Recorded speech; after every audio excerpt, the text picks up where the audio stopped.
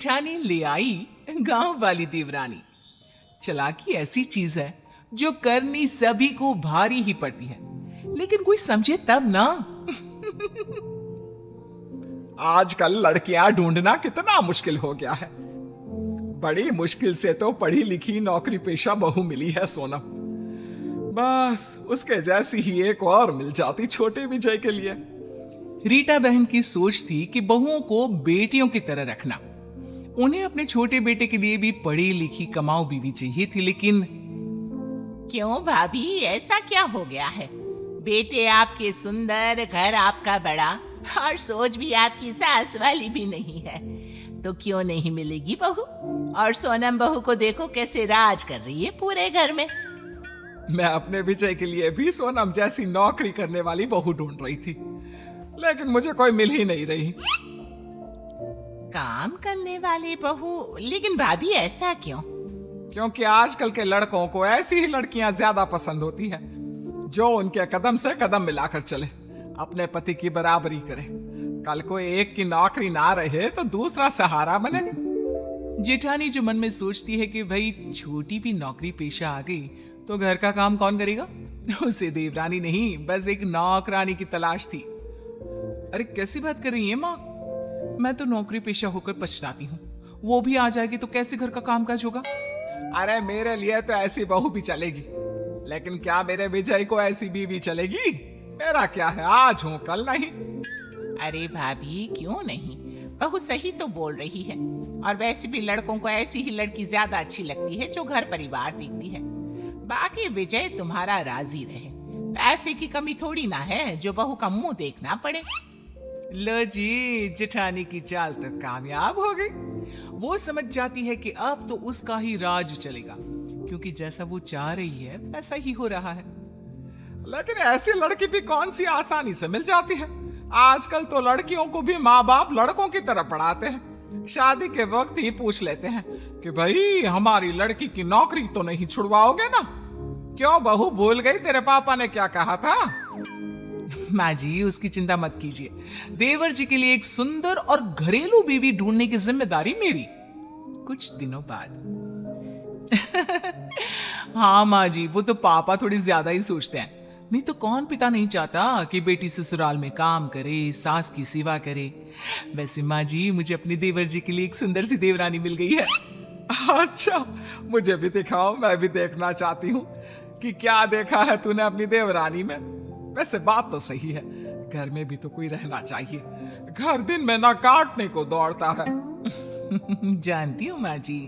देखिए ये है रूपाली, ये एक छोटे से गांव से है, बहुत ही सुंदर सुशील है, एकदम घरेलू टाइप। अरे मैंने तो सुना है कि पूरा मोहल्ला उस लड़की के गुणों की तारीफ करते नहीं थकता। अरे शादी हो गई ना देवर जी की तो राज करेंगे इसके साथ। हाँ। जेठानी सास को फोटो पकड़ा देती है, फोटो देखकर। हाँ सुंदर तो बहुत है, बाकी मिलकर ही पता लगेगा कि क्या करती है, कैसी है। और फिर विजय को भी तो पसंद होनी चाहिए ना। तो माँ जी आप कहे तो कल ही इनके घर चलते हैं, लड़की को भी देख ले और विजय भैया भी बात कर ले, और विजय भैया को मैं बता दूं। हाँ हाँ क्यों नहीं, अब तुझे जेठानी बनना है, तू तो घर का सब जानती है, तो देख ले, जो सही लगे कर ले, ठीक है। शाम को देवर से, देवर जी ये देखिए कैसी है ये लड़की, कैसी लगी? माँ जी को तो बहुत पसंद है। देवर फोटो देखता है, उसे लड़की गंवार से लगती है। नहीं भाभी ये नहीं, इसे मैं सोसाइटी में कैसे अपने साथ खड़ा करूंगा? नहीं नहीं नहीं नहीं। जेठानी को अपनी सत्ता हिलती सी दिखती है। वो सोचती है कि अगर देवर ने कोई अपनी पसंद की लड़की खड़ी कर दी तो क्या होगा? घर बाहर का काम कर करके उसका तो जूस निकल जाएगा। ये सोचकर वो जोर से चिल्लाती है, नहीं नहीं देवर जी, आप ऐसा नहीं कर सकते। देवर हैरान, अरे किया क्या बेचारे ने? क्या नहीं कर सकता? अरे क्या सोच रही है भाभी? गरीब लड़की जिसने आपकी फोटो देखते ही आपको देवता माना, आपसे तो वो मन ही मन शादी भी कर चुकी हैं। माँ जी ने उसे ही इस घर की बहू के रूप में देखा, लेकिन आपको क्या, आप तो प्रैक्टिकल है, आप तो किसी हुस्न परी से शादी करनी है। देवर भाभी की इमोशनल ड्रामे का शिकार हो जाता है और मान जाता है शादी के लिए। ऐसे ही सब लड़की से मिलने जाते हैं और लड़की पसंद आने पर जेठानी देवर और देवरानी की शादी करवा देती है। शादी के कुछ दिनों बाद एक नंबर की गमार। अब देखो रूपाली, मुझे जॉब के लिए देर हो रही है। एक काम कर दो मेरा, कल पहनने के लिए कुछ भी नहीं है मेरे पास। आज से ना मेरे पहनने वाले सारे कपड़े तुम धो दिया करना, ठीक है? देवरानी जो जेठानी के सारे हुक्म किसी आका की तरह माना करती, वहीं जेठानी भी अपने गेम को खुलकर खेल रही थी। शाम को, अरे बहू, मेरे लिए जरा एक कप चाय बना कर लाना। रूपाली, माँ जी को एक कप चाय बना कर दे दो। लेकिन भाभी मैं तो। प्लीज रूपाली, मैं एक बहुत इंपॉर्टेंट काम कर रही हूँ, उसे बीच में छोड़कर नहीं जा सकती। जी ठीक है। अच्छा हुआ मैं अपने लिए एक घरेलू देवरानी ढूंढ कर लाई। अब मेरा काम बहुत आसान हो गया है। मुझे बस जॉब का काम करना पड़ता है, क्योंकि घर के काम तो प्यारी प्यारी देवरानी संभाल लेती है। वाह जी वाह, कितनी समझदार हूं मैं। लेकिन दिन एक से नहीं होते। जो नया होता है वो एक दिन पुराना हो जाता है और वो रंग सामने आता है जो उसका असली रंग होता है। और फिर रूपाली, जरा मेरा फोन पास करना। और वो फोन में चार्जिंग नहीं होगा, मेरे बैग में चार्जर रख देना। और हाँ, बस जितने दिन की ऐश थी जेठानी साहिबा की वो खत्म और देवरानी का असली चेहरा बाहर। क्यों दीदी, आप क्या कर रही हो? बैठी ही तो हो।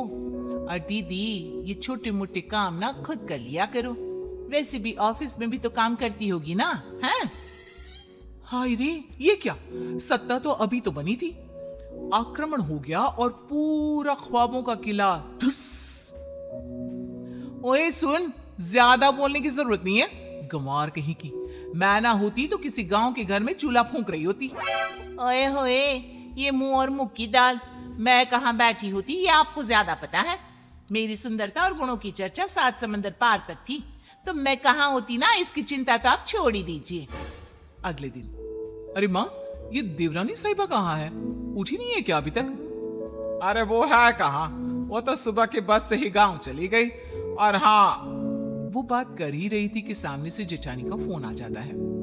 सुनिए दीदी, मैं ना कुछ दिनों के लिए अपने मायके जा रही हूँ। मेरी बस का टाइम हो गया है, इसलिए मैं कपड़े और बर्तन धो कर नहीं गई हूँ। इसलिए वो काम आप ही कर लेना। और हाँ, सासू माँ का ना अच्छे से ख्याल रखना। कमाई के चक्कर में ना हवाई मत हो जाना।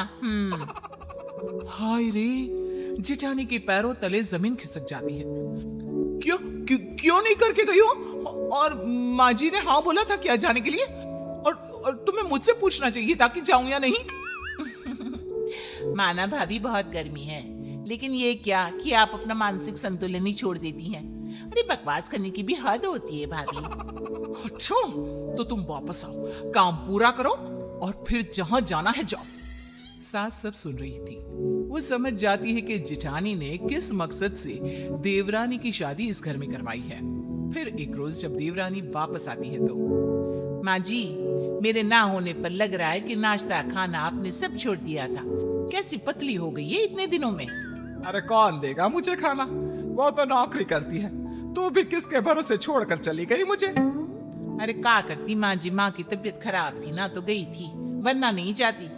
वैसे भी ना माँ जी, भाभी को भी अब थोड़ा काम करना चाहिए।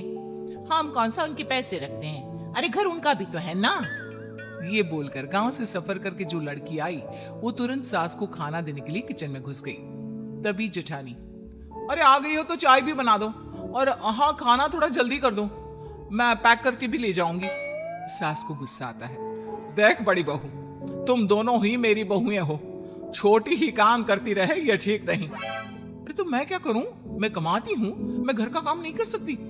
ये इस गंवार से करवाओ, वैसे भी घर के काम तो छोटे लोग ही करते हैं। तभी देवरानी आ जाती है। माँ जी, आप ना परेशान ना हो, मैंने शाम के खाने के लिए एक छुट्टी लोग जैसी नौकरानी रख ली है। सुबह का मैं बनाऊंगी और रात का या तो भाभी या तो वो नौकरानी। और नौकरानी के पैसे तो भाभी ही देंगी ना, क्योंकि वो कमाती जो है। सास को बहू का आइडिया तो अच्छा लगता है, लेकिन जेठानी वो अब शाम का खाना बनाती है, क्योंकि पैसे वो भी औरतों की पर्स से निकले। अरे ना जी ना।